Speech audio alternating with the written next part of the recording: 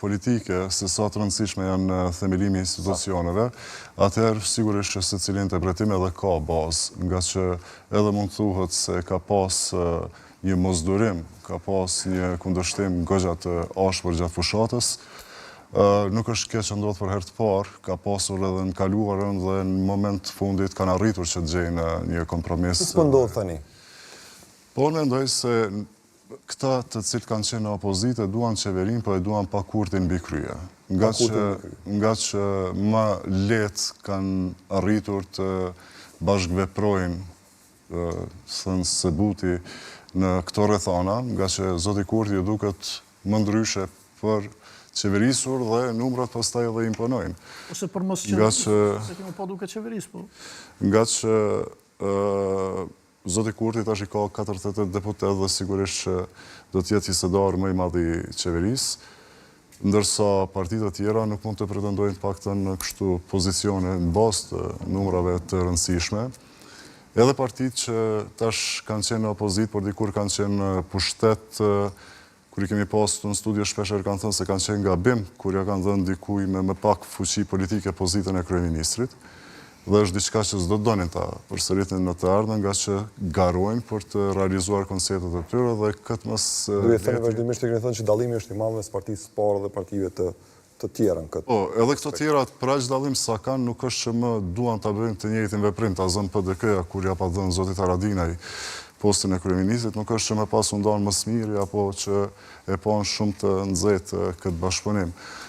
U përmend LDK-ja është duke treguar qartë se më dëshirë do të qëndronte në opozit, nga që nuk është se nëse zbëhet me zotin Kurti, përqafon idenë që i dyti ta merr mundësinë për të formuar qeverin, po për të kaluar te ky hap, sigurisht që parakusht është themelimi e konstituimi i kuvendit, gjë që s'po ndodh. Unë nuk jam i mendimit se duhesh domosdoshmërisht të imponosh ta ndryshoj emrin, se ka pas një tendencë të blokadës, zoti Gjini më korrigjoi kur tha se 20 herë është votuar për kryeparlamentar, 2 seanca kanë qenë për raportin për verifikimin e mandateve, qysh në start ka pas një tendencë bllokuese, qoftë edhe me atë që të jenë kundër vetvetes, pra mos ti... Po i thoni që në fillim është pa qasja e partive të tjera në raport me propozimin e vetëvendimit të partisë të parë. Për mua është shumë e qartë situata. Nuk duan që të bashkëqeverisin me zotin Kurti, zvarrisin procesin.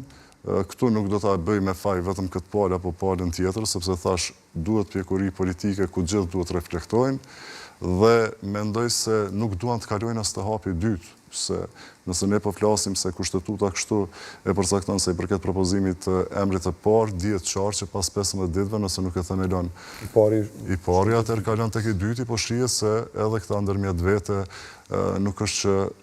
As që kur ka heq, ta vesh zhurën po bojnë, se Sofia që bënë opozita, qeveri heq. Në këto rrethana atëherë është edhe ky skenari tjetër, të e ditë të e pas parasysh janë edhe zgjedhjet lokale, mund të arrihet një dakordim partijak që ta themelojnë formalisht kuvendin, që të shkohet në zgjedhje. Në ato rrethana nuk e di sa do t'i konvenonte AAK-s, meqense e kemi këtu përfaqësuesin e AAK-s.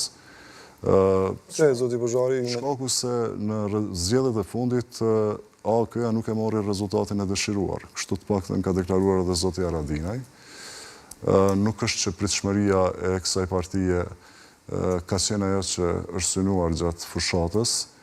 Fushatës për 16%, në fakt. Ndjej keqardhje se ka pasur emra shumë atraktiv brenda AAK-s dhe në fund doli që deputet kaluan vetëm ata që kanë lidhje fisnore. Pra gradualisht dyqysh po ta krijon përshtypjen prej jashtme me këta deputet që i ka në këtë legjislaturë, për shembull nuk e keni doktorin zotin Shërsedi Dreshaj. Kemi pas entuziazëm edhe për kolegun Demhasen kur aderoi. Besnik Tahiri ka qenë një prej deputetëve par excellence shumë i zëshëm dhe të eshe që në elektorat me listat hapura pikërisht këto figura penalizohen e më pas bëhen deputet zoti Haradinaj, vllau, daja, nipi, do të thotë nuk mendoj se nëse vazhdohet në këtë frym të paktën, kjo mund të shpërblet me votë. si argument i kam zgjedhjet e fundit, por nuk kem vetëm zgjedhjet e fundit, për një cikël të tërë zgjedhjesh në Kosovë, Aleanca vazhdon të jetë 90%.